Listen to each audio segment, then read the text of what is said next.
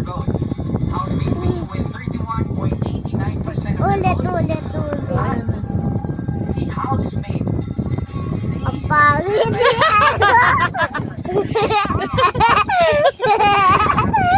Ba't hindi kasama si Kulin? kasi ang pangit. Tayo lang, tayo lang pictures. Hindi ko kasama. Bakit? Ang baho.